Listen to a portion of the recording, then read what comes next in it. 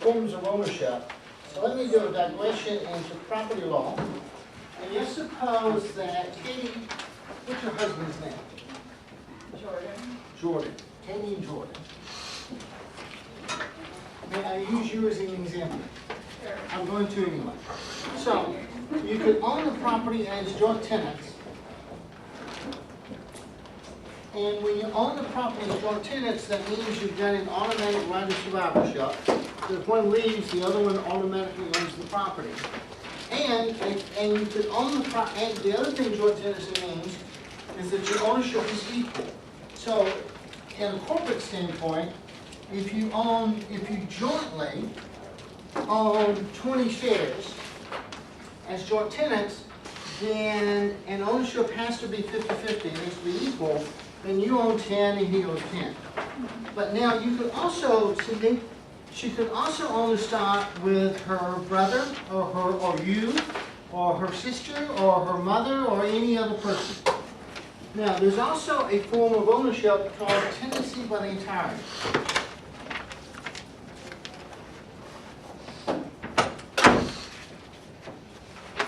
And Cindy, this form of ownership is only available to husband and wife. While joint tenancy is available, you could own properties joint tenants with anybody. You can only own joint tenancy with your husband, with your spouse. And in this case, in joint tenancy, you each own 10 shares. If you own 20 shares as a tenant by the entirety, then that means that the couple owns 20.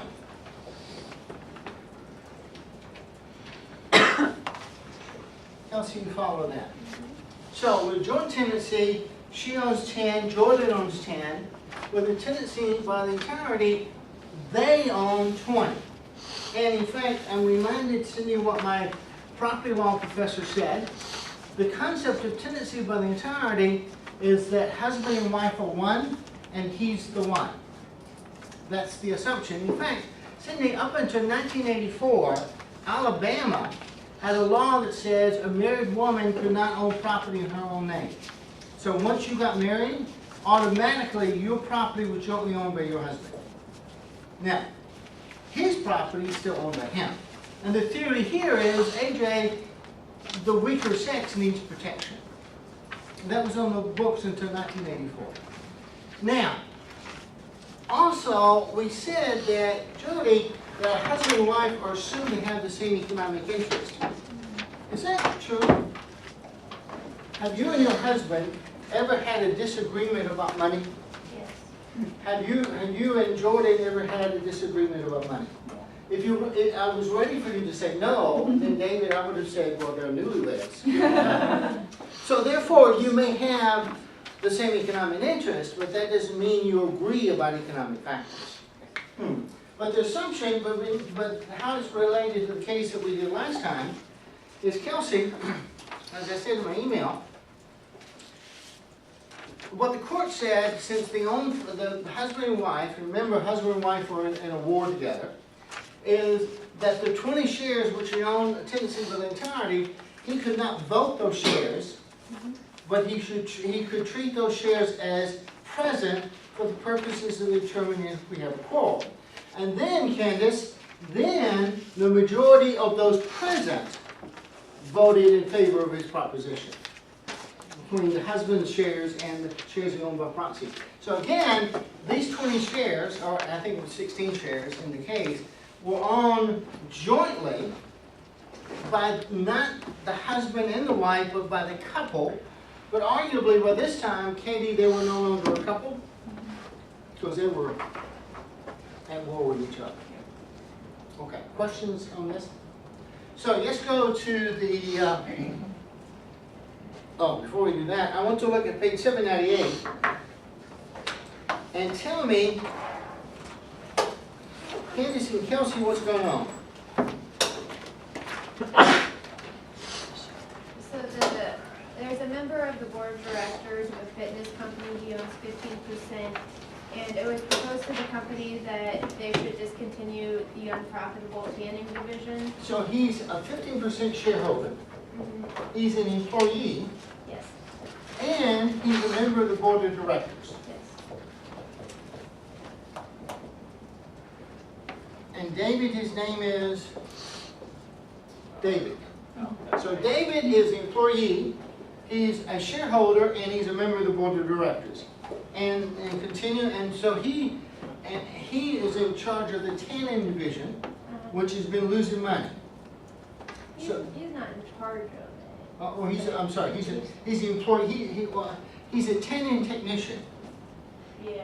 whatever that means. And we're losing money. Uh-huh. And then the board suggests, Candace, that we eliminate this division. But he uses his influence to get the board to change its mind. Now, that seems like seems like to me to me an application of the business judgment rule. That is, I think we should eliminate this. He says, even though the tanning division is losing money, it brings in customers. So therefore, it's a loss leader, so we should keep it. But then, Kelsey, the problem was, we came to find out later that A shareholder discovered that David was, he owned stock in the company that the fitness company purchased all the tanning equipment in. which kind of seems like to me to be a conflict of interest.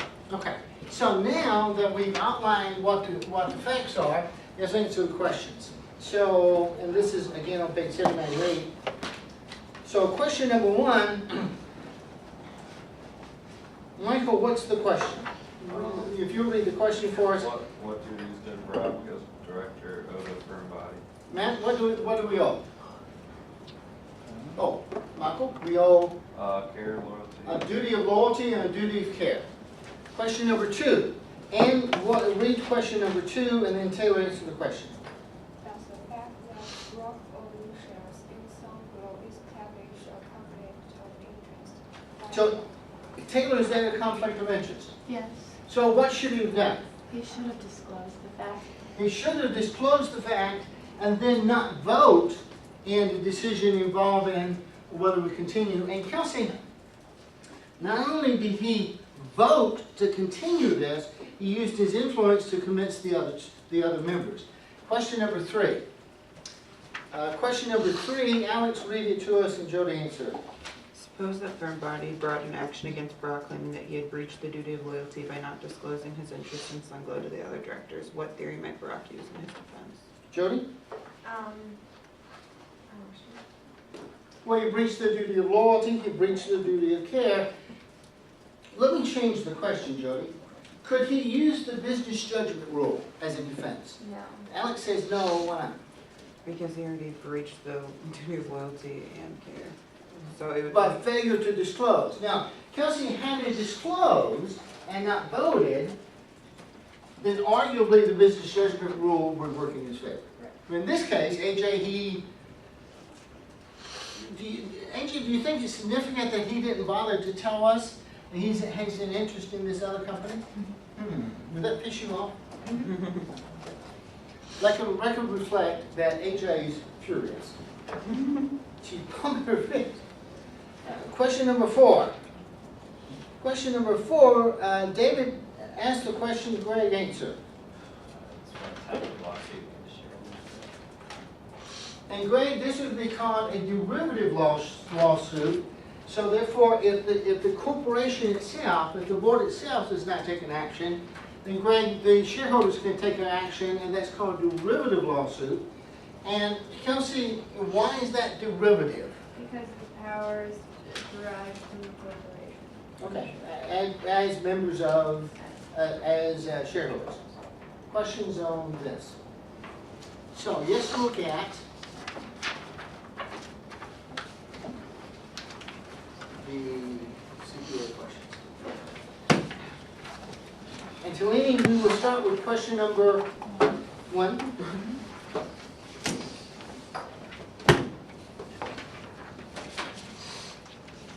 So question number 1. Food Corporation, Matt, owned a restaurant called the Ambers. Corporation President TJ hired a contractor to make repairs at the restaurant, signing the contract TJ Jones for the Ambers. But now, Matt, the Ambers is not the name of the corporation, is it? the name of the corporation, the name of the principal is Food Corporation. 2, emphasis for restaurant repairs were paid by Food Corporation with corporate checks. Upon presenting the following invoice, contractor was told it would not be paid. Contractor sued Food. Which of the following statements is correct regarding the liability of Food Corporation? Alex, A is not liable. D or C is not liable because Jones is liable. Is liable because Jones is not liable. Let me reject those. And then the answer is either B or D. Is not liable because the corporation was an undisclosed principal. Well, what do you think, Alex?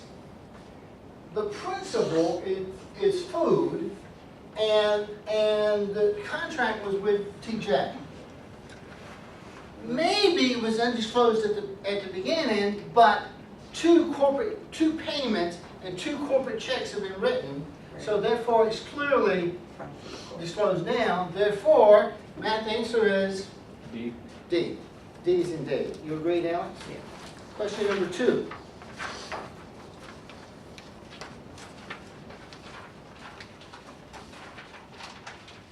Question number 2.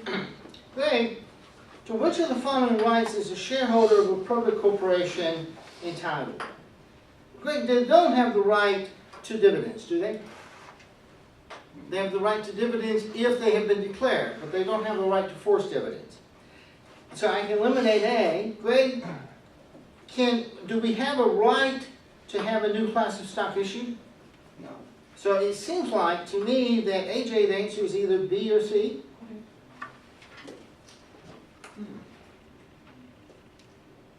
Well, AJ, I know C is right, but what's wrong with B? Oh, I see. Do you see what's wrong with B? Shareholders elect the board. The board chooses the officers. And notice that B asked whether they elect officers. They don't elect officers, they elect shareholders. Now, Greg, I thought C was the right answer. Now that I know B is correct, I can confidently say, AJ, the answer is C. Okay. Question number 3.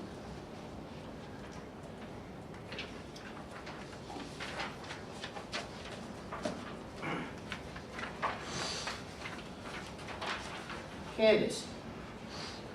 Candace, I apologize. Easy question. Easton is the sole owner of a construction company. Easton is concerned about personal liability. Which of the following entities would best allow Easton to limit personal liability? Well, I know the answer is not A.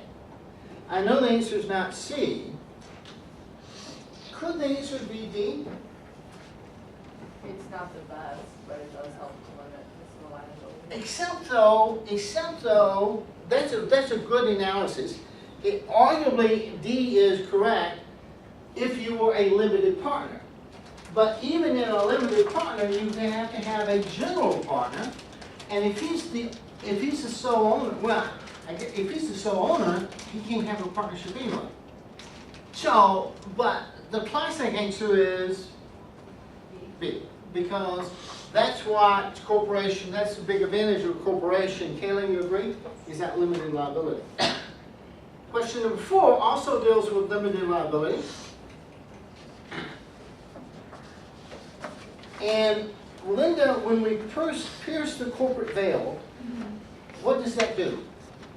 That means you can hold the shareholders, officers, directors personally liable. And Which is the answer to A. Is that right? So, Talini, you agree? The answer is A. I know easy. Question number 5. And Megan, tell me again what a derivative suit is. It's when if the board doesn't act, the shareholders can pursue a lawsuit. So therefore, the shareholder can sue in the name of the corporation.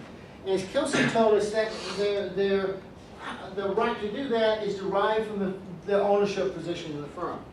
So, what do you think, Brandon? Can we compel payment of properly declared dividends?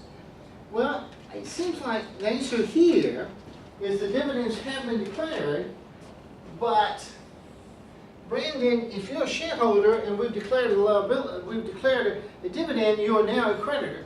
So you don't need to sue as a representative of the corporation, you can sue as a creditor. So A is not correct.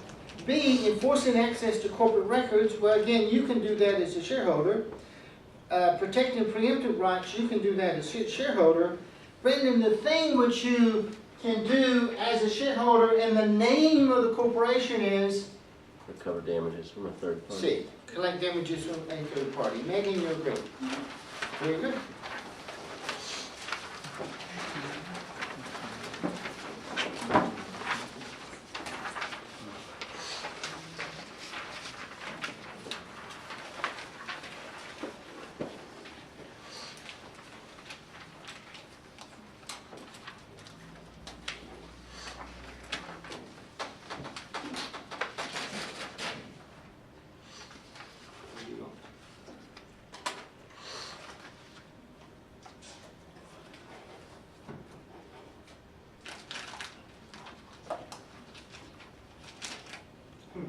Just click the arrow. The green arrow at the top under view, The green at arrow the on top the top. left, Here, top left. top left. No. Here. No, to the right.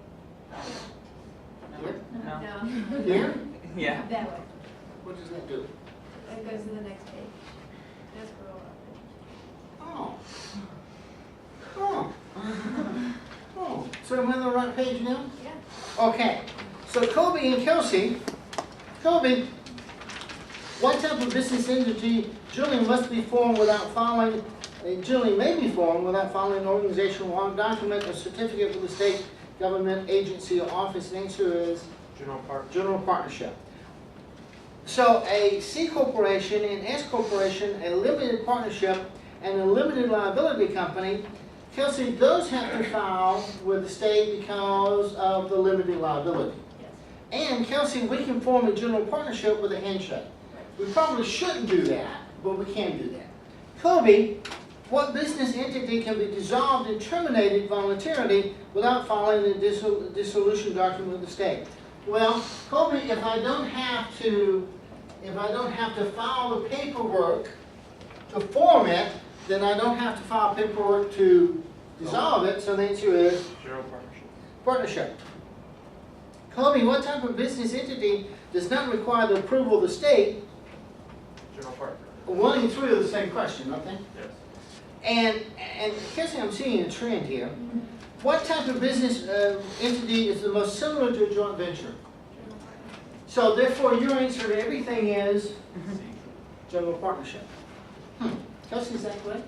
That's correct. So let's go to somebody else who would give us a different answer. Taylor and Jody, and which type of business entity is income tax sometimes required to be paid at the entity on profits earned as well as by the owners upon distribution, and distribution otherwise being known as a dividend? That is a C corporation. Jody, you agree? Aside from C companies, C corporations, which type of business entity is the entire ownership interest most freely transferable? Jody, let me think about this. When I'm making that selection, does that have any meaning outside of tax land? So an S selection only affects the tax treatment. It doesn't change any of the legal implications of it. Therefore, it seems, Jody, that one of the advantages of the corporate form is that you can easily transfer your interest.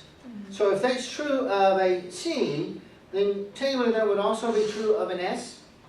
So the answer is S corporation. Question 7, Jody, what type of business entity is the same since its inception is recognized for federal income tax purposes as a taxable entity? Well, the only taxable entity I see there, Jody, is C corporation. Taylor, you agree? Taylor, aside from a limited liability company and a C corporation, which type of business entity must file a copy of its certificate with a proper state authority? Jody, that would be limited partnership. Taylor, you agree? Question number 9. Two individuals are planning to form a business with equal ownership. The individual would like to limit their personal liability, avoid double taxation, and be active in the business. What type of business entity would meet the requirements? What do you think, Jody? Limited liability company? Why not an S corporation? Because they want to,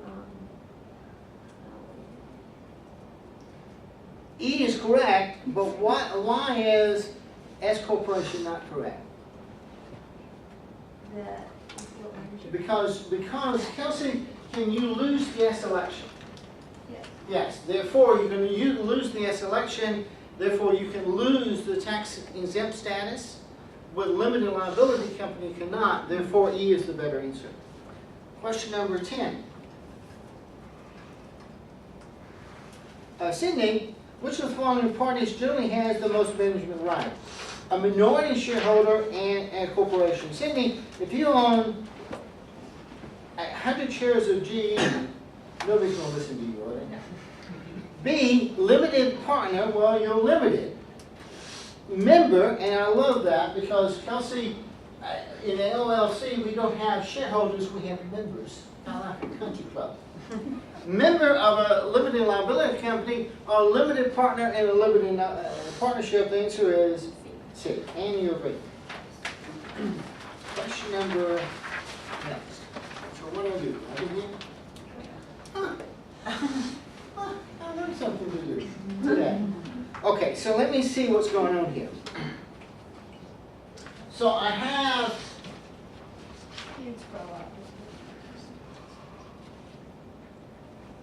actually I want to scroll up, because you got it in front of you. So I've got partners. I've got G plus P plus R. And then Katie, R then assigned his rights to B.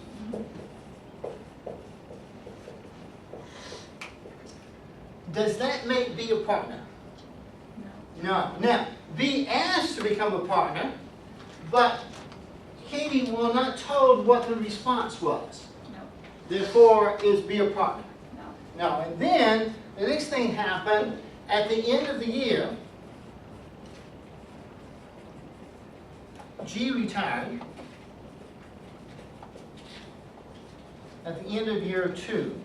G retired, and then in year 3, the partnership becomes insolvent. Okay, now I think about all the facts to where I can now answer the questions. What would be Range's liability for the year 2 operating loss? Would he be limited? Katie, would he have no personal liability? Well, I know that's wrong. Would he have liability limited to the amount contributed to the partnership? Liability limited to the amount in the capital account? Full personal liability for 1/3 of the total, or full personal liability for up to the total amount? I think, Katie, I can eliminate A, B, and C. Because one of the problems with partnership is you do not have limited liability. So therefore, I think, BG, the answer is either D or E. But Katie, can a creditor choose to come after one partner for the entire liability? Yes. So the better answer is E. BG, you agree? Now, what about, Katie, what about Blank's liability for the year 2 operating loss? Now, Blank is not a partner. No. So if he's not a partner, even though he wants to be a partner, There's no liability. he's no liability. So the answer is A. Now, what about Grove's liability? Now, Grove is the one that retired, but Katie, he retired at the end of year 2, Yes. which means he's still a partner in year 2. Mm-hmm. Therefore, BG, the answer here is E. Katie, you agree? Yes. And then, who were the partners as of January 1st, year 3? It was P and R? Yes, sir. I have a question. So Yes, sir. since Blank's technically not a partner, he doesn't have access to any of the profits. Like say they're instead of the loss, they're having gains, so Blank wouldn't be sharing any of those profits, right? That's true, because all Arn did was assign his rights. Okay, so I was thinking like, he would have X profits and have no liability at the best of both worlds, but that's not the That would be case. the best of both worlds. But yes, suppose, that's a good question. Yes, suppose that we had a profit. Yes, suppose that we have a profit.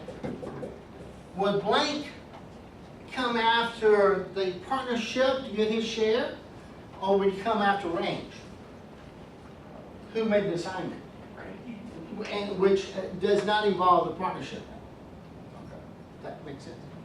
And then, final question on this page, Katie, is what was the status of the partnership on May the 1st after they had become insolvent? They were dissolved. There's one more question. Oh, which one did I skip? Well, it's It's just, down. you just have to scroll down, number 16. 16. Actually, it seems like to me, that's a different question, isn't it? Yeah, it is. Okay, so now, Bijou, help me with this. So now, Bijou, the partnerships are that they share, they be paid and to the partners in ratio of their financial contribution. So Helen has 50,000 in a capital account, Irene has 10,000, and Jack has 30,000. So that means that we've got total capital of 90. And we have a loss of 180. And I want to know how much is allocated to Helen. So it seems like, Bijou, I could take 180 times 5 over 9. So that's what he told me to do. And therefore, her share of the loss would be 100,000. Katie, you agree? Yes. Now, Katie, that's because, well, wait now. Maybe I'm ahead of myself. It says the profits are to be shared. But it doesn't say anything about losses. But the rule is, if we say nothing about losses, we split losses the same way we do profits. What if, Bijou, what if this was not here? If that was not there, there was no agreement about how to, so let me back up. There's no agreement about how to split losses, so we split losses the way we split profits. So we did this one correctly. But Katie, what if there was no agreement? What if the agreement did not specify? Then it would be equal, and therefore Helen's share would be 60, 1/3 of.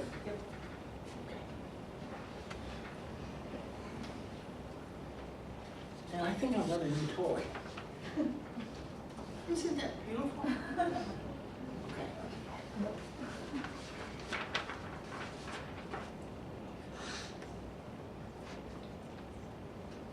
That's beautiful. Okay. Now it seems like to me, Michael, we've already done an example like this. I just changed the names, protect the innocent. Do you remember? Matt, in fact, you helped me do this. Remember? Say yes. Yes. To make you say it so Angela can hear you. Yes. Okay, so we've got 4 partners that form the general partnership. Partnership agreement provided, the profits will be provided so that one will receive 40, 30, 20, and 10. There was no provision for allocated losses. At the end of the first year, the partnership had losses of 200,000. Before allocating losses, the partners' capital accounts were 120, 100, 75, and Grant. Now, Michael, the question is about Grant. Grant is a 10% partner, and we have a loss of 200,000.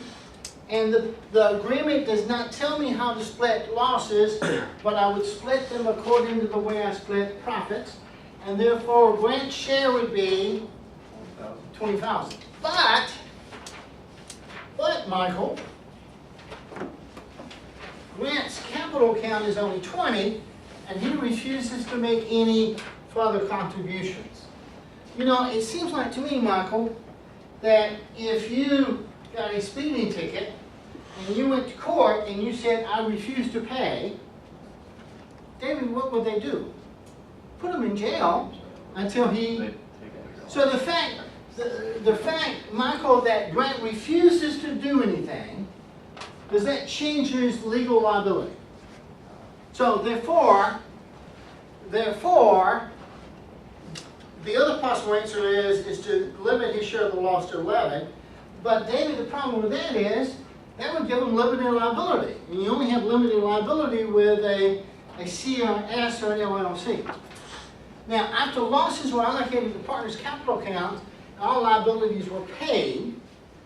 Now, David, when I did this before in class, I set it up in 4 columns. But since Manny and I have already done that, you actually remember that, don't you? It was you, wasn't it? Let me just take a shortcut, and let me just figure out what is in, what did I do?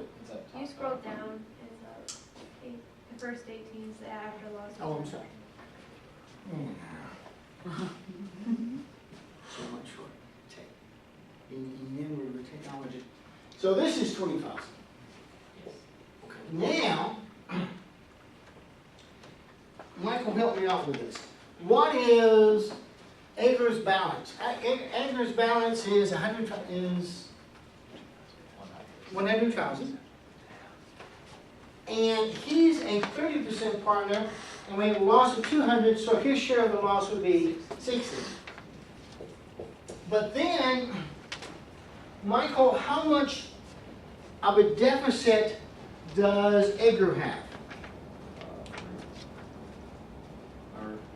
9? 9. Because his capital account was 11, we allocated a loss of 20, that creates a deficit of 9. And then, my next question is, how do I allocate that among the other 3 partners? David, what do you suggest? You divide their percentage over the total percentage of the 3. So 3 over 9? Yes. And where did I get the 3 from? That's Elgar's percent. And 9 is 100 minus the delinquent's 10%. And 3 over 9 times 9 gives us 3. And so his capital account is now 37. Now, Michael, the other 3 partners can take legal action against Edgar. I think, Kayla, were you the one that were the delinquent before and you went to Tibet or something? Yes. Do you remember that? I remember that all too well. Okay. Angela, did you pick that up? David remembers that all too well. I got screwed. Okay, yeah. David says he got screwed. Sorry.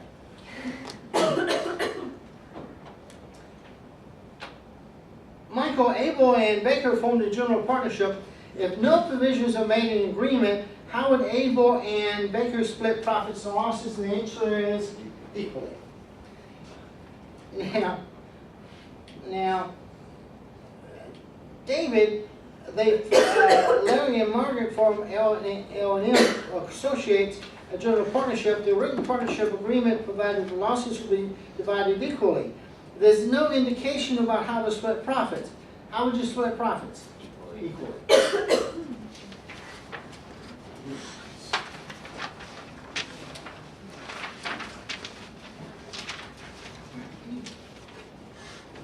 So, Kelsey, am I on the right page?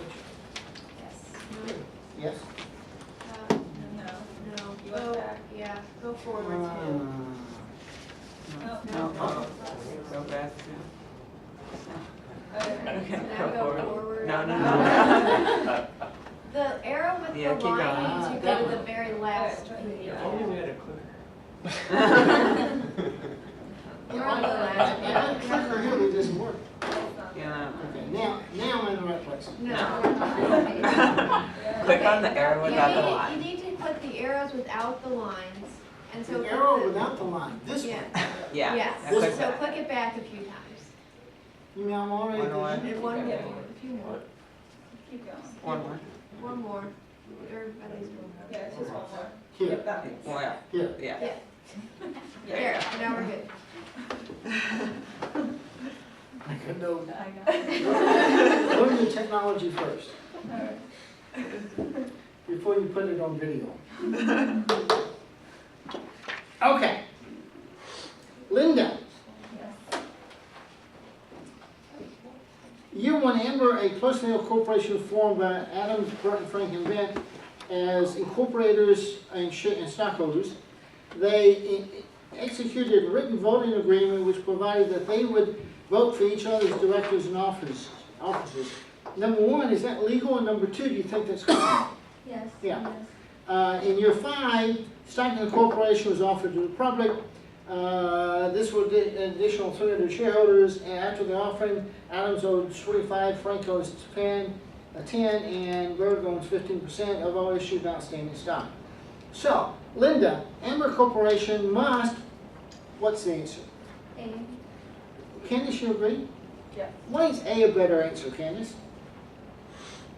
Because it's not, well, it's not practical for at least. And, yes, the other alternatives are not practical, and also is it the most general statement. B is wrong because it's not required to include the bylaws. Include the names of all directors, actually I don't know who that is, and include the name of all shareholders, I don't know who that is either. So the answer is A. Question number 20. Candace, what's the answer? C, Why is C better than D? because there's no provision that says just because you're a founding stockholder, you have to vote for each other. It's So- just because they have that agreement. So the reason we have to vote for each other is that we have this agreement. Very great. For question 3 through 6, select an answer from the following list. Who ordinarily elects, and again, Linda, I apologize, too easy. Who elects the directors? The stockholders. Stockholders, that would be G. Who ordinarily appoints the directors? Board of directors. I mean, the officers, I'm sorry, that would be the board of directors, which would be B, Candace. Who would run day-to-day operations? That would be officers, which would be E.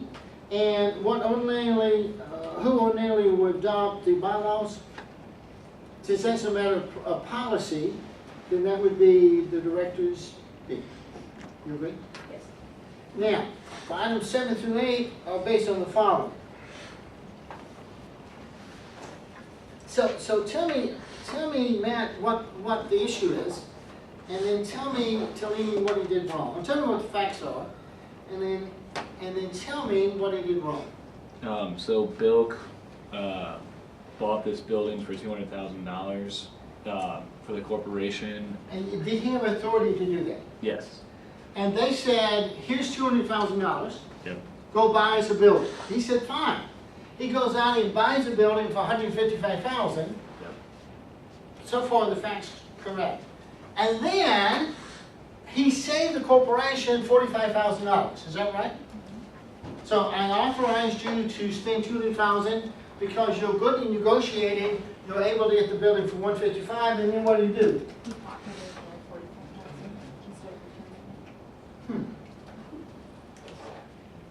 So it seems like, man, the issue is, can he keep the money? Mm-hmm. And to me, I see nothing in the contract that says that. Now, Michael, we could have worked it into the contract that anything excess you keep, but that was not there. So now that I sort of know what's going on, Matt, was it improper for Bill to contract for the option without first having secured the accent of the board of directors? No. Well, he did. So that would be False. false. Because, Talini, that is false, because does that directly contradict the facts? Now, even if, as he claimed, the building was fairly worth more than $200,000, it was nevertheless must return the $45,000 to the corporation. Matt? That's true. Because it's its money. Question next. Okay, now. So now I hit this thing here. Yes.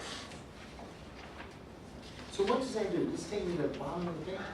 It just takes you to the next page of the same position number, so. Oh, I'm sorry, so I want to scroll up before I go. Yeah.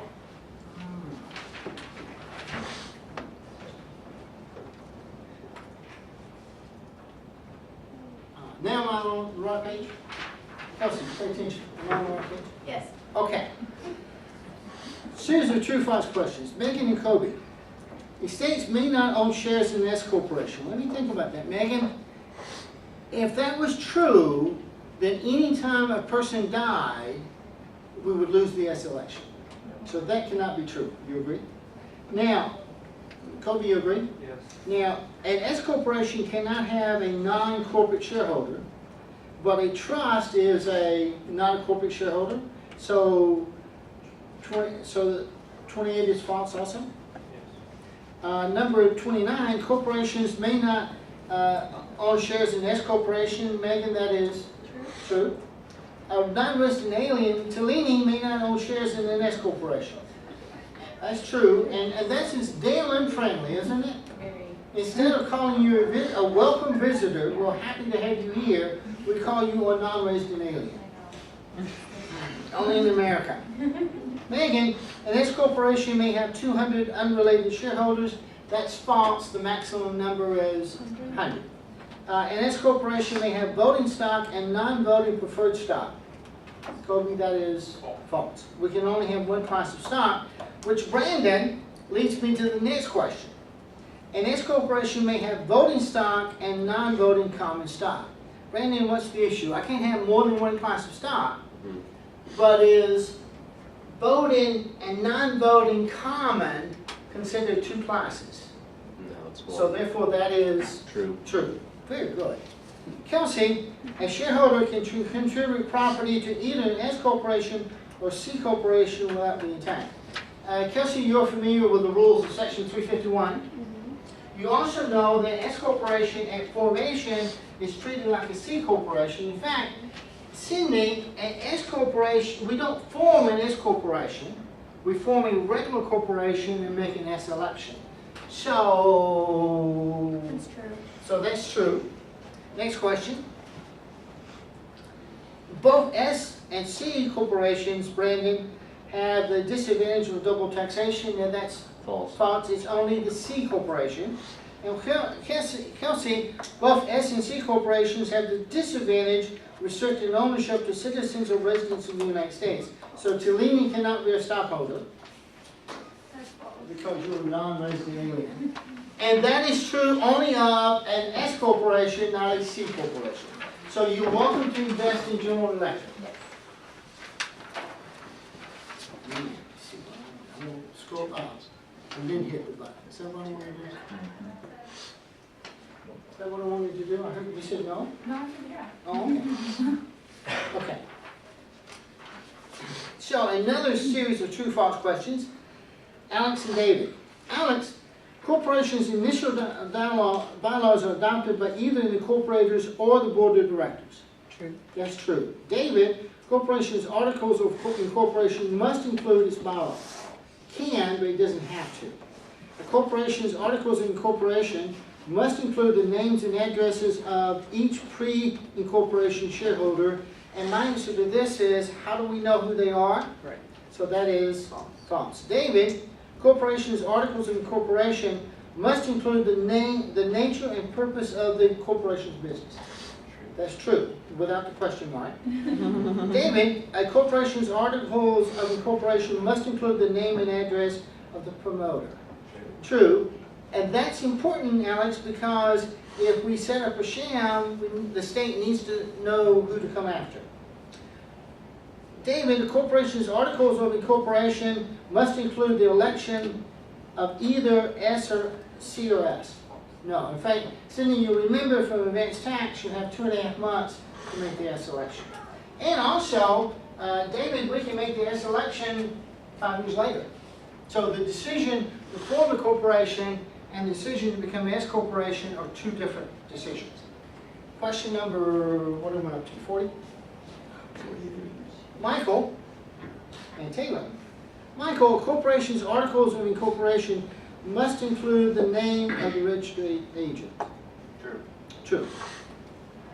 A corporation's articles of incorporation, Taylor, must include the number of authorized shares. True. If not, I don't know how many shares I can issue. And then Kelsey, when I do the a stockholders' equity section of the balance sheet, I don't know what to put there. Question number 45. Michael, corporation's article of incorporation must include quorum voting requirements. So that could be in the bylaws. Question 46. Taylor, a corporation's articles of incorporation must include the names of shareholders. We've done that before, haven't we? And the answer is false, because I don't know. Corporation article of incorporation must include provisions for issuance of par and non-par stock. Now, what do we think about that? Is there anything that says I have to have common stock? Well, Michael, it could be par value, couldn't it? It could be no par value, or it could be both. So I have to have common stock, but I don't have to have par or non-par. So Michael, the answer to that question is false. Michael, what question am I up to? 48. Question 48. Taylor, corporate veil is likely to be pierced and the shareholders held liable in a corporation of elected S corporation status. False. Well, the whole point is to have limited liability and the tax advantages, so that's false. And then Taylor, the corporate veil is likely to be pierced and the shareholders held personally liable if a partnership incorporates its business. Nothing wrong with that, so false. Questions 50, Jody and Bijou. Jody, corporate veil is likely to be pierced and the shareholders held personally liable if the shareholders have commingled. True. That's a big no-no. So that is true. Corporate veil, Jody, is likely to be pierced and shareholders held personally liable if an inter-vivos act is being committed. What does that mean in English? Basically, it means that that they do something that's not authorized in the corporate charter. But that does not necessarily mean that we'll pierce the corporate veil, because it's not necessarily the use of the corporation for a bad motive, so that would be false. Bijou, corporation board of directors may purchase substantially all the assets of another corporation. Yeah, I think so. True. Jody, corporation board of directors may sell substantially all the corporate assets. Now, let me ask you this question, Jody.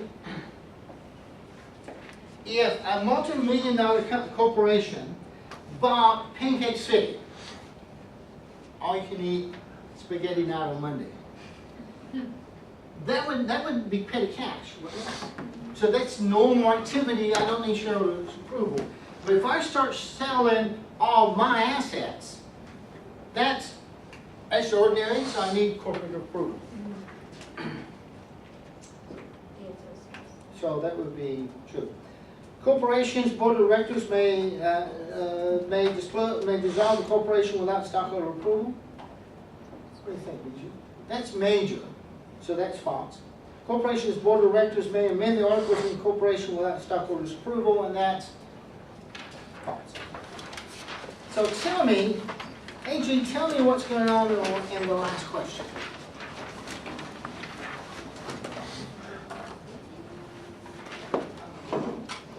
So we have an agent, and the agent is authorized to make repairs, but is not authorized to sell computers.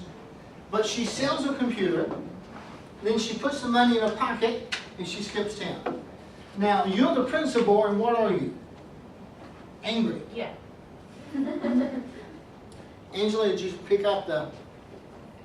Yep. And just for the record, what's the name of the agent? You skipped town $1,000. So tell me, just give me a summary here, Greg, and I won't go through each of the questions. I'll send you an email with answers to the question. But did she exceed, did she exceed her express authority? Yes. Did she exceed her apparent authority? Why not? Because that's what Because other agents yeah. have had, because the third party has bought computers from other agents, and from the third party standpoint, if Greg can do it, why can't Angela do it? So therefore, she does not have express authority, because she knows she does not have the authority, but she does have apparent authority, that's in the mind of the third party. Therefore, who's going to be liable to the third party? The principal. And who is liable for the $1,000 she stole? Angela, I'm shocked. She is, but she's liable to the principal. And I emailed you the other answers.